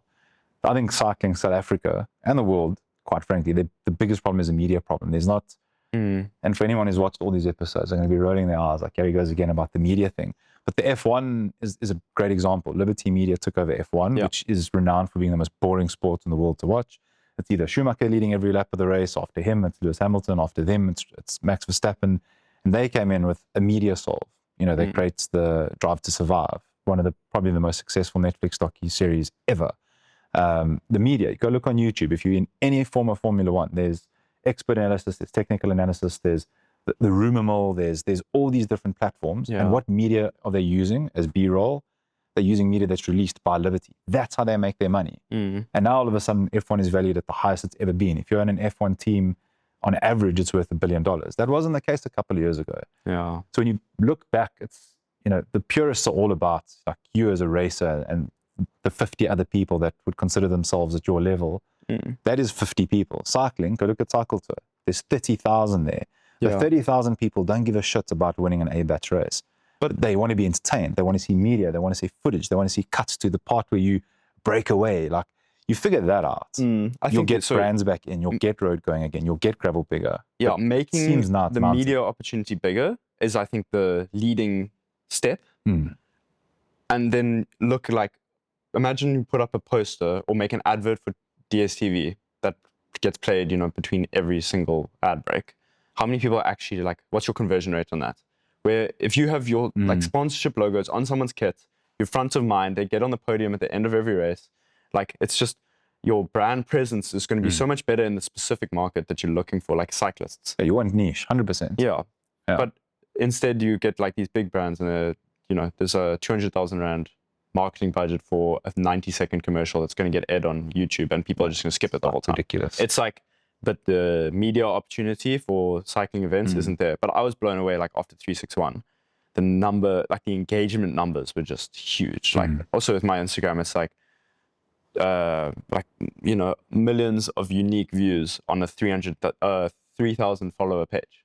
Like that's not normal for some page with 3,000 followers. Like you get media companies that are trying to get that many views. I'm glad you mentioned that, because that is we trying. My mission is to figure that out. I don't know exactly how to do it, but towards the end of last year, there's a contact I know who works at a bank, which is as much as I would disclose, and they have an interest to try and they want to do a thing because there's, you know, alignment. Any cyclist community, it doesn't matter. Everyone just assumes every cyclist is a baller and has hundreds of thousands of rands to throw at bikes. They don't actually. The majority of the market, you know, struggles to afford, you know, the newest. Look at Bike Up. Like, but it's huge. The market is, generally speaking, quite health-centric. There's all these things that a cyclist ticks the box of for a brand trying to sell to them. And a cyclist, as a consumer, you are always trying to be sold to. So everyone's kind of okay with that.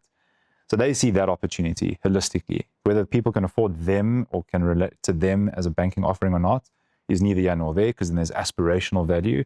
And they're saying there's something there, but they would not go into setting this thing up. Think of it as a series, if you will, that cuts through different disciplines, unless the media thing could be figured out. If DSTV doesn't count as media, because that is very specific. The guy that goes and watches Toyota Cadence, you've already sold to him. He's already in the market. It's so specific. The real opportunity is the media that comes out. There's a Dan that did this thing, Alec that did this thing, David that did this thing in the race. You make them look like heroes there. They take that piece of media, they share it on their platform, and in that media is their brand, is the thing, and that grows that holistically. So the job is just nail the media, and the heroes will present themselves. And that in that moment of 361 was Dan. But I think imagine that at scale. Imagine that at every race. Imagine that at Cedar. Imagine that at Gallows. Imagine that at, you know, how many races happen. Cape Town, I feel like now that race season is here, every weekend there's an XCO, there's a mountain bike race, there's a road race. We don't actually have a volume problem. How much media have you seen from all the racing that happens? You know, you hear about it on the Savage group ride. Result after a race. 100%. It's a media problem. And even the result, like you're hearing, the reason how group rides are so successful and we sometimes caught riding 2 or 3 abreast is because the bands are so good. Like, yeah, and then blah, blah, blah. And, you know, Dan did this and I heard he did that. Oh, did you hear 120 grams per hour fueling, whatever? That's what's happening in that group, right? People aren't sitting there whinging about the potholes on the road. They're bantering. And that's where you get your catch up. You go away from there. There's no media. That is where there's opportunity and scale. And whoever figures that out, you know, and it'll take a lot of different people to come together, not penny chasing an immediate return. When you figure that out, cycling grows. Cycling grows, brands can now look at that and say, oh, shit, I can afford a 5 million rand budget towards this as a marketing opportunity because there's something people are actually captively watching. Yes. And whether or not it's whatever the cycling rate, irrelevant. Brands are not going to put millions of rands behind something that is no return. You have to figure that media thing out. And then there's not a problem of money. There are major businesses in this country. Issue, It's 100% a platform issue. And if they start to put money in, all of a sudden, I mean, you think, you know, I use Honeycomb as a reference point because I know Carl. Like what his investment into cycling makes no sense. The return he gets for all that they've put in, races they've tried to host, the team, the setup, I mean, just their vehicles to cart the team around and the travel and to go and be at every race. It's like astronomical. What do they get in return? A little bit of coverage here and there, TV, a Facebook post, Western Province, Instagram page. Like it's inconceivable.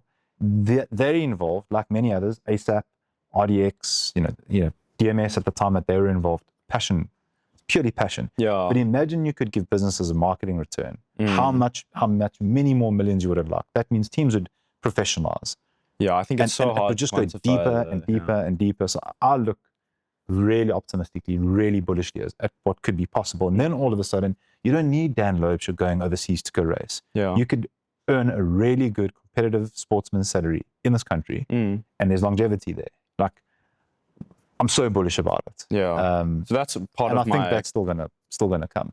That's part of my goal for this year. It's like, regardless of what my setup is, I actually want to just create a platform where I'm like I'm not bad on social media, but I think I could be a lot better. And like, I now know enough people in like the industry and space that I can start generating more like interesting content about what we do. So my mission now, and I mean, I've got like that whole Canva document of what my plan is, and I've got like a 5-page plan document, and actioning it is big. You know, procrastination is real sometimes. Well, rope us in. I'll help you not procrastinate. You'll have a channel set up next week, and we'll have the cameras rolling the week after, because that's what it needs. So it needs more people. I want to get like more content from all the races, and then I think that there's I have this vision of, so you say you're like a videographer, a professional videographer, and you can edit stuff and you can do photo as well. Like, you need a package where you say, okay, cool, you're an influencer. Hello, here's your package. You're going to get 2 reels a week. Bi-weekly, it's every second week, a YouTube video created 10 minutes long, and like content to post every 3rd day. So you're going to have like a reel one day and a post the next day, and then like a day off. And we're just going to make all this content so that you can provide like valuable ROI just in terms of advertising exposure for your sponsor. Because I look at like the racing I do and the results I've had, where I'm racing against guys who are paid to be there, and they don't even know like the product they're on. They don't know anything about it. It's like, oh, it's a gel. I'm like, how many grams are in your gels? What do you think? What's the ratio of fructose to maltodextrin? It's like, I don't know. I just take the gel like it's the only one I have. Or what tires you're running on your bike? Which wheels are those? Is that the SL group set or normal XX? Like, and there's guys out there who are paying attention to these details, but there's too many guys who are happy to just take the paycheck and ride their bike. And unfortunately, that's not being a professional anymore. It's not growing the market. Yeah, you're not actually doing any favors to the sport as a professional if you're not actively engaging with the community. You're shooting everyone in the foot by taking opportunity, and that's the downfall of teams. Because if you don't create ROI, the brand's not going to keep giving you the money. They're going to look at it and say, cycling is a failed marketing exercise. Yeah, it's like the riders are just ungrateful. It's like, I kind of agree. Like, they're just taking the cash. We've got on the Ulv side, there's people that we've extended stuff to, whether it's a frame, whether it's whatever it is. Like, we've tried to really go above and beyond, mostly because the people that present themselves, I feel obliged to try and help. It's, don't have the means to, whatever. But people that get results, people that do really good. And there's guys on equipment where, and I say to them, like, there isn't a contract you sign. There isn't an expectation of 1 post per week, but like, do right by the brand, be an ambassador, represent it. Your values are why we're extending this opportunity to you. And there's guys that have done borderline bugger all. Yeah. And it's just like, you know, It's like almost it's like ego, it's like, negative because you've given them a product and they're not even advertising it as grateful. And you're like, but you have been given something. The least you can do is like even bad attention is attention. Like talk about this bike, its downfalls. Like why are you not that into it after you were given it? And then like the small benefits you have. It's like my Elves is not an S-Works. It weighs 200 grams more, but it costs this much less. And for what I'm doing, that didn't matter. Just do anything. Yeah. So like just, you know, say something about it. So like, it's there's lots to be done. I mean, we're all Again, guilty you of are an it. outlier. That's one of the, I think we've had this conversation offline. There's so much that you can do. And I think, but everyone could do so much more. But it's actioning those things is really again, you've got to set the example. So did you see Dan started doing this ABC thing? That will inspire 3, 4, 5 other people to go and try the same thing. And if only there was this place that was hell-bent on helping people and providing a platform for them to come do it, where you can walk in and do it for free. Like there's enough intent to take someone with a little bit of drive, you know, some balls to say, I'm going to take it, go do it, be awkward.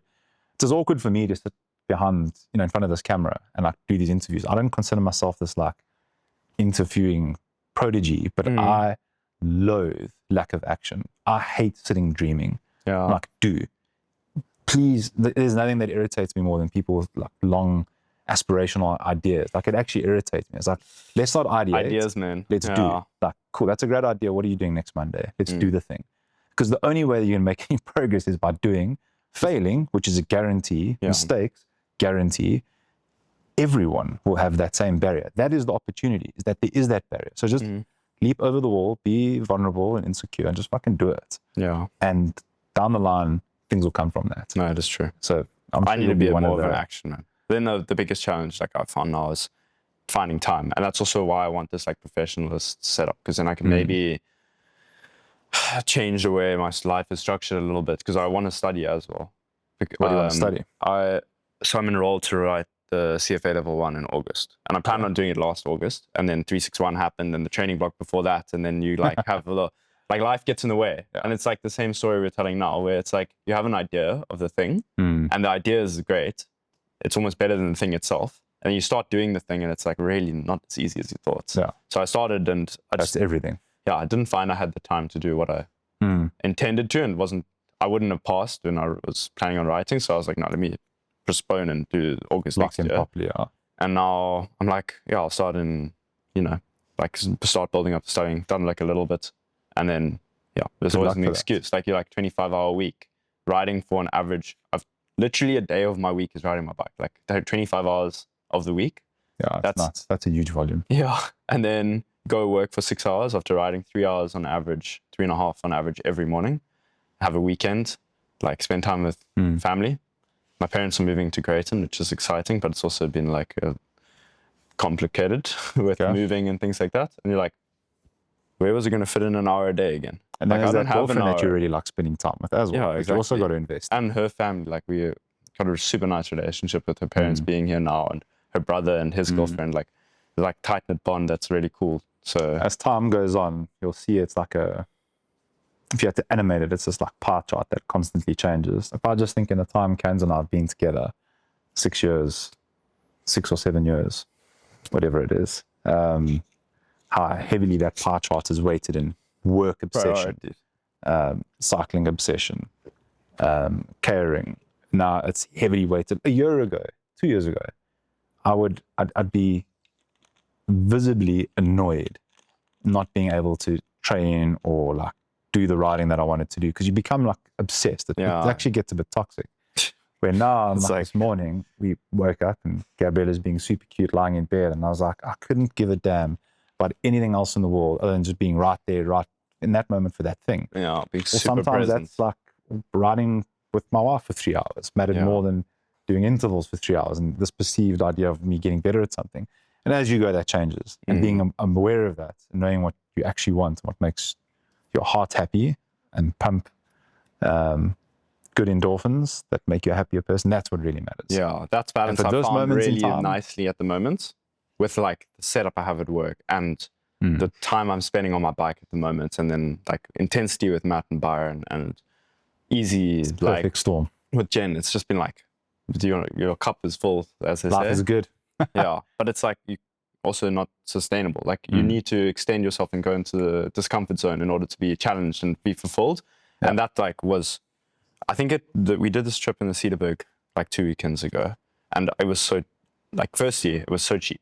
Like it cost, I think for both of us the whole weekend was like $2,500. Yeah. Like driving there, everything. Like from when we left the front door to when we got back.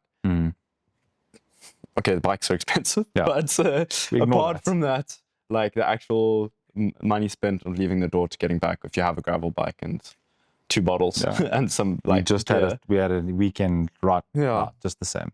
and you It's I so experienced more in those 36 hours from when we parked the car and set off to when we got back than I've normally lived in 2 weeks. Yeah. Because you're just so out of your comfort zone, you're doing something different. Like that's being alive. It's like that So good. discomfort of doing something different. Yeah. And I think bikes is just cool because it offers you that opportunity and it's easily accessible. And like there's an inspirational number of people out there who can encourage you to do these things, and the resources are out there to do it.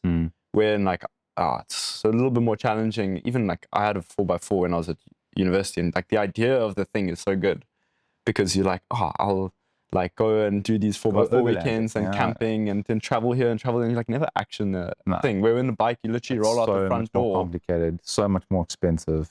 We've been down the same road. People, the most underrated thing to do, and I'd say specifically in the Western Cape, I'm sure maybe it's true for other areas, is owning a gravel bike. And the weekend we were away on now, people are there with 10 grand bikes to 300 grand bikes. Yeah. It's important that people know the bike doesn't matter. No. Tires do, 100%. But the whole Tires spectrum keep- of things were there. Everyone there spent between 6 and 9 hours out on their bikes in the Karoo, Klein Karoo, and came back exactly the same. Yeah. It is the most underrated thing to do in the Cape. The gravel network we have, and we drove for 2.5 hours. You could drive 2 hours, you could drive an hour and a half, you could drive 3 hours. Like there's almost no excuse. Yeah. It is so underrated.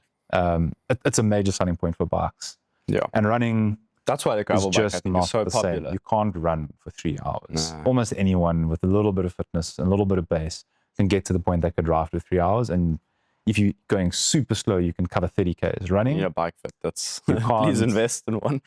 yeah. The Bike number of fits, uncomfortable bike fit people. saddle. Yeah. Having said that, running, you did run for a moment in time. I want to just drop into that because it's one of my favorite sayings I've referenced back that you coined. I think it was a response on Instagram. And you just said, running is pure. It has stuck with me forever. I don't know if you remember even sending it, but I'm like, Yeah. I I'm think on it was a when you did a major trail run running up rabbit at hole. Ovarpad. Exactly and that. you were like, this is just like you. Because you get in the zone. You're just 15 like, minutes, it was just peace. I think we're Birds. made to run. Like people are made to like run and move, like human beings. And riding a bike is like a vessel to do that. That's a little bit more efficient, like covering the distance more. and like the comfort that you can have on a bike versus running. Like I think I look at ultra runners, like the volume they put in and how much suffering they do. And like it's not the same really, but yeah, like look at Ryan doing the 250-mile race that he did. What the hell? Like that is a crazy achievement. But then you went and rode your bike like 360 Ks and you're not a paid professional athlete and you just get it done. And like, I couldn't run what he did. Yeah. yeah, Exactly like the it's point, like, that you could it's not ride it. accessible to go and run ultra marathons.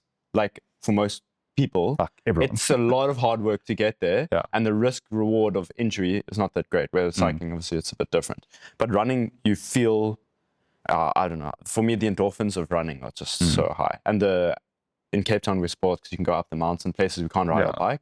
And that for me also, when I discovered mountain biking, was another point of access to things I hadn't done before, like going up to the mast.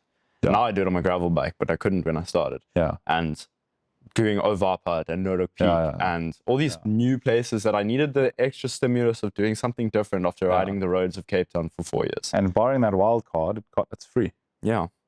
I The mean, bike, obviously, but the it's wild free. card is like, I mean, some people don't pay for one, which I can't understand. Like, why would you not just I mean, what is it like? to go ride to Kai? You get one with your like find a few people. If you don't, it's like 700 rand. Like Byron is here for 3 months. He's like, it's worth it to ride Cape Point and ride up to the mast. I mean, just if you have knowing that money is going to go to maintaining something like that. It's more like just sandbox than actual maintenance. If you want to pay for maintenance, and it's the Kai mountain biking, they do the theory that it's going to get used. Yeah, but sandbox do good things as well. Like there's a lot. They get a lot of flack here because they're not maintaining the trails into Kai. And it's not always super safe on the mountain. But if you do the maths, it's like how many millions of tourists are in Cape Town at the moment? No, it's a very and what's the hit rate on like one tourist who's hiking Signal Hill in the wrong place at the wrong time? And we have like our own, political issues here. A lot of the money that goes to Joburg. Yeah, but it's also going to the Kruger, where they're actually doing good work in conservation. Like our hit rate of rhinos is like not that high, and so I don't mind paying 320 rand to Sandbox once a year for my wild card. But some people get a little bit touched about it. But yeah, like running for me, if I didn't get injured, I'd do it so much more. And I really love. So there was a time you were doing it quite a lot.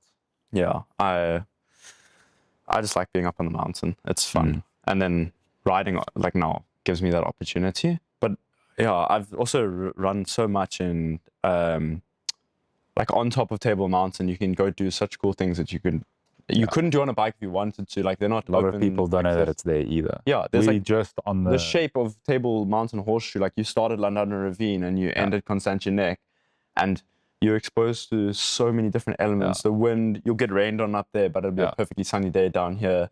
You can go for a swim in the dam after you've been rained on. You can go hide in the cave and explore. It's like that spirit of adventure you can capture in running almost more efficiently than on a bike, because to go for an hour ride is waste of time. I mean, do I put on a chamois? No. At this point, like for me, I'm like, it's not worth the chamois time to go do an hour ride. I'd rather recover. But you go for an hour run, you're covering a lot of emotional. Bent on spending more time with his family. It's a very efficient vessel for exercising. I'll, as a percentage of my time, almost certainly run more than I cycle this year. Candace is going to ride a lot more. She wants to do 361 among many other things. So I'm like, it's your turn. You gave me the whole of last year, and I'm trying to convince Jen. So Candace must go tell Jen that she's doing it. I said she needs someone that she can ride with. So I'm like, I don't know who I'll need to watch the baby, because none of us will focus if she's with anyone. So that's a challenge. Speaking of things to do this year, but also to do it alone, like there'll be moments when you're alone, but I think to know that you with someone, like the both going to do the thing together. Yes. On the day I went alone, but also my dad was there. Like I went there, hooked it like completely into the unknown. My dad and I had like a weekend, and it was the coolest thing. What like the two of us going, and our relationship is so much stronger now from doing these things together. Like also desert, like 361 was the high. Like I got to the finish line, won my first race of the longest distance I've done, and then he handed me the medal on the line. It's actually a really cool video that I have, like special.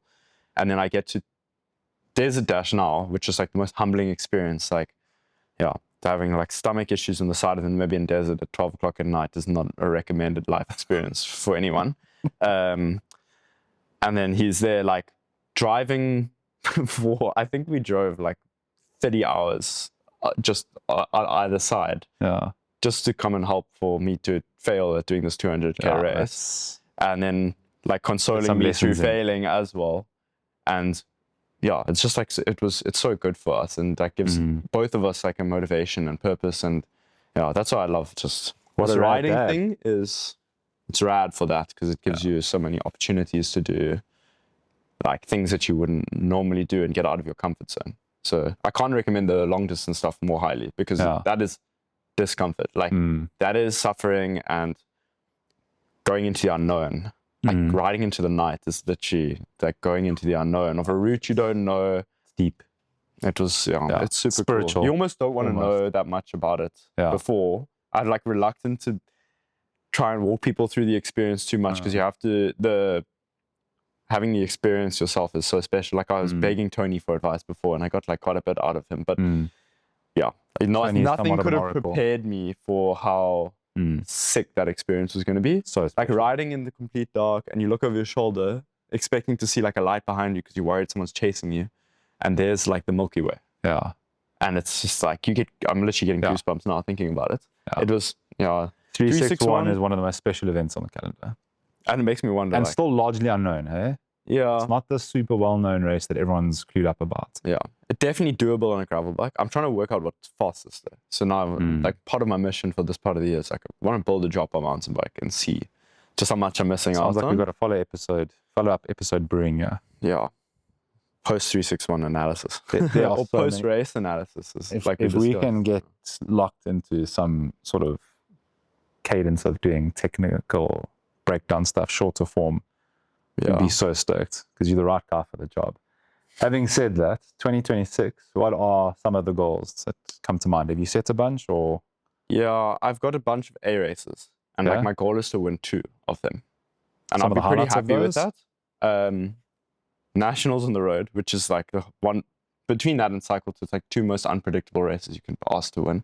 I came 3rd last year out of fluke, and I was really strong and like got myself in a really good position. Things just didn't align perfectly. As road racing, it feels like they have to align pretty perfectly to do well. 361. Like for me, if I do gravel burn again, I know it's like a crazy goal, but like to win a stage would be like mind blowing for me. Yeah. And then there's a dash at the end of the years also, obviously. Like I need to get redemption for that. Yeah. And I had to a go back. all right day, and I learned so much. It was worth the adventure because there's a bit of a story with that. My dad and our passports expired now on January the 7th, and you need to have a month of validity or 3 months of validity to get across the border in theory. So I was like, I've got my British passport. That's going to expire 2 years' time, but he didn't have anything else. He's on a green mamba. And got to the border. Dangerous.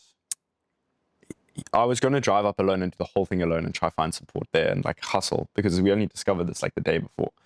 And he was like, it's fine, we'll just try. And if it doesn't work, you drop me off in Springbok and pick me up on the way back and I'll just like go What a stay. legend. I remember we traveled through Springbok, he looks across, we stopped there and he was concerned at that point because he didn't want to be stuck there without a car in like some Airbnb. Might not find me coming back. Yeah. So we made it through the border and that was already like the first stress and like he let our head on. But after that it was like a relief. We stopped there. My dad got 2 beers and I drove the rest of the next leg so he could just like have a proper chill and celebrate that we made it through. It's like, it was such a cool experience. And then did the race and it was such a learning experience. And I messaged Matt the day before and I was like, I don't think this, or the morning of, I was like, I don't think I should go. Like, this is not aligning. It's not meant to be. And I'm not, this is a terrible plan. And he was like, ride over Chappies with your girlfriend for the 500th time or go race a sick race through the desert at night. Up to you. Yes. And then I was That's like, the message. cool, that's what I needed. Yeah. Like, pack the car, said my dad, come, we're going. Yeah. We'll try. And I mean, it was a failure, but also like, what a success to go and have that experience. So it's all about perspective. It was cool. Like, it wasn't go try and get some redemption there. Yeah, that's also the goal. And there's like 1 or 2 other things I'm sure I'll come up with along the year. Another reason I'd like a team is like, I would really like to do some other events because doing the same thing like year on year is not exciting me at the moment. And that's what the challenge of doing the longer stuff was this year. But I don't want to go do like crazy distance races to try and get the same stimulus because I don't actually believe it's always healthy for you. Yeah. And like, I'm not ready. I don't think it's like the right thing. I mean, we saw the guys coming at the end of the manga and I was like, I don't think that, we were riding down, there's a guy who had a crash in front of us down Bainscliff. I don't know if you heard the story about that guy who crashed at the end of the manga. I mean, he was literally 10 Ks from the finish line and was almost like falling asleep at the wheel. We literally rode past him before this happened. And all these guys are just like on the tri bars holding there with their arms straight and they're like almost asleep. The one guy was riding with a neck brace, Louis, and he'd like obviously been struggling with his neck, had a neck brace on. He was so tired. I turned around in my training ride and rode back with him. And it's so motivating to see this, but it's also terrifying to know that you can ride in that condition and push yourself through that. And like in terms of aligning with the other goals I have, I think to go and do that race would just be a little bit exhausting. And the training that I would want to do that is also extensive, like to tackle it. Like I'd almost just not the right want to time. go and over prepared, or So yeah, I mean that would be a cool thing, but I'd love to do the tracker like 330. It's like Unbound doesn't really tickle my fancy, but just 1 or 2 international races. And that Giro gravel thing, have you seen that? Yeah, I'm super keen to try and get into that, just to have the experience of doing that compared to gravel bin as well. Yeah. Also on the A race list, like a stage of that would be sick, but. So you've got some solid A races, aspirations of getting in a team. Anything else we need to keep tabs on? Yeah, if I can pass that exam in August, that'll be like a really good stepping stone. And then I just want to make more like relatable content for people and share like how cool the opportunity I've been given is, because it is actually like I'm really grateful and lucky to have the opportunity I've had. So I know that there's very few people who have the benefit of as much freedom of time as I've been given, and also like the lack of responsibilities I have almost.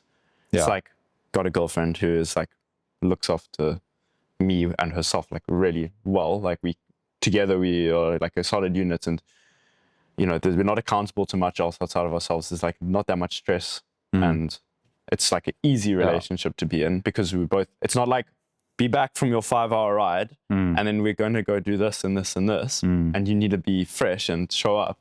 And because she's going out and riding longer than me. So I'll go do a 5-hour ride, get home, and she's not even back yet. I'm like, cool, I've got time to shower and change. Such a badass. Yeah.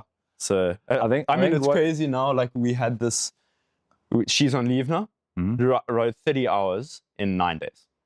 I'm like, I don't even think I've trained that hard before. That is nuts.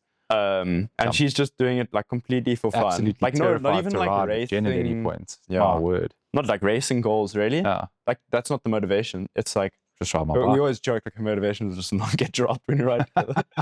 But yeah, that's not an issue anymore. Like we can go ride road bikes. I think in everything you mentioned there about wanting to create more relatable content and the opportunity, the real message, and then what I hope when you're producing that, what comes through is that didn't land on your lap. You created that opportunity. You got a result. You put in the work. Jen didn't just pop out of thin air. You didn't order her online. That's you putting yourself out there, being vulnerable. You engineered and created the relationship, the working dynamic, the results you've got, the bike that you're racing, the gravel bike that you're racing, the races that you're going to, the balance and this full cup that you're enjoying is not because it was put on a silver platter. You created it. That's the message people need to hear. Like, share it, do the relatable content thing. But what matters more than anything else is that people understand that is something that you created, and that is accessible for anyone. The humbleness, that might be difficult for people to come by. That's something that's engineered in. That's the difficulty is like with, I think also a separate topic, but very related to humbleness, is like the number of professional athletes who like you have to be arrogant. Like you have to be confident, and finding a balance between like confidence and arrogance is like really difficult. Like I don't see myself as a humble person. Like you go to these races and you're like, I'm better. You have to think you're better than other people. But like in race mode is different. No, but it's the same. Like you're the same person. Like some people flip a switch a little bit. I don't. Like I can't. I've sat with people at and even below your level that do not articulate themselves. They do not articulate things in the same way that you do. When you articulate things, it doesn't come across as, it's not arrogance. Confidence, yeah. On race day, that's a completely different story. When you're lining up at a race, everyone's there to absolutely dominate one another. You're not going to show, okay, well, look, you say Byron and Matt showed you a bit of kindness on the Bull 100 miler. So maybe that exists in small forms. But there's a humbleness to how you articulate yourself. You use words like luck. If you've ever read the book Good to Great, which I recommend everyone in the world reads, you'll see there they differentiate level 5 leaders, as they call it, and level 4. These guys that come in externally to big companies and they turn them around, and these transformation experts are the best CEOs, and when they leave, the thing crumbles. And the level 5 experts, people don't even know who the CEOs are. They use things like, we got lucky and I have an amazing team. And when they leave, the company does better in their absence because their leadership is not egocentric. It's about the company being better off than even they themselves are. Where the other guys are all about themselves. If the company fails in their absence, they see that as a win because it was all about me. And it's use of language and how people articulate. Not that I want to sit here and glaze you endlessly, but Thank that you. is I appreciate it. it's a really, and it's a good thing for people to hear, because maybe someone listening to this doesn't quite have that trait. Maybe it's good for them to hear. It's nice to use the word I a bit less and That's we a a bit no more. excuses. Oh, it cracks me.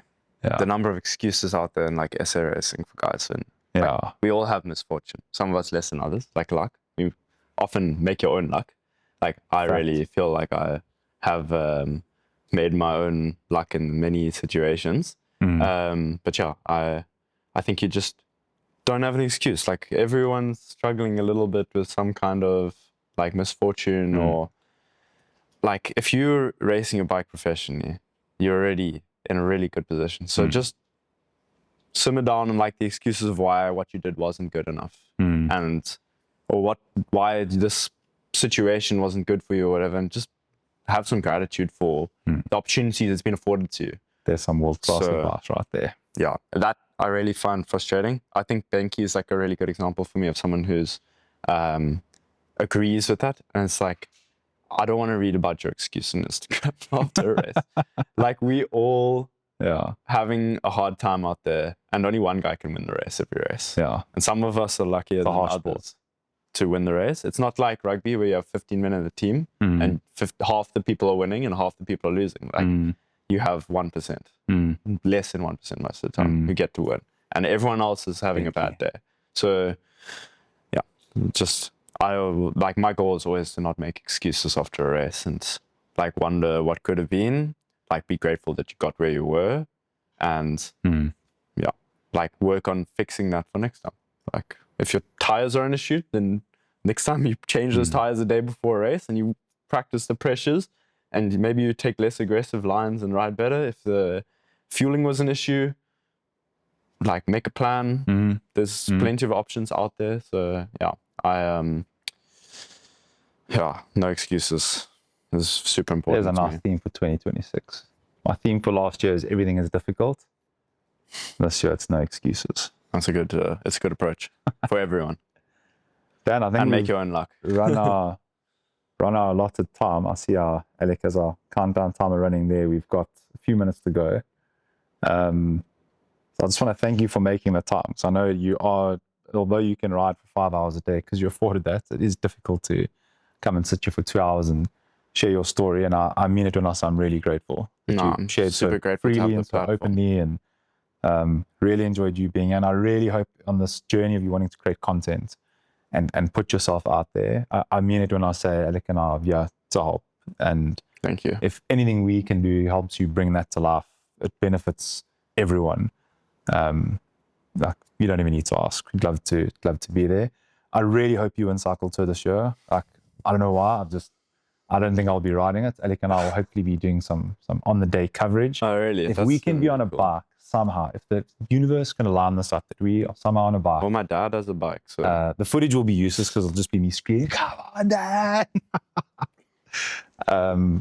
But I can't wait to see your 361 setup. Again, we hope to be there. We hope to be at Giro. We're chatting to all these people more about how we can be there and extend and grow rather than how we can go there. Opportunity. Yeah, like we're not there to pitch our time and make money. One day we'd love to. We're desperate for a channel sponsor so we can keep this thing going.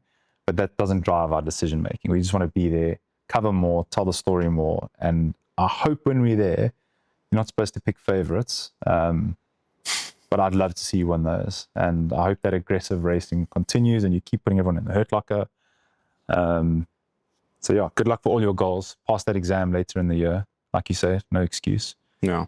And just, thank you very much for making the time. Thank you for having me. It's been really cool. Always a pleasure chatting to you, and nice insights on what we need out of cycling. Like you said, we need opportunity, but I think we also need to make the opportunity. When you're providing the platform for people to do that, like, you know, I haven't had this opportunity before. So now it's like I get to tell my story a little bit.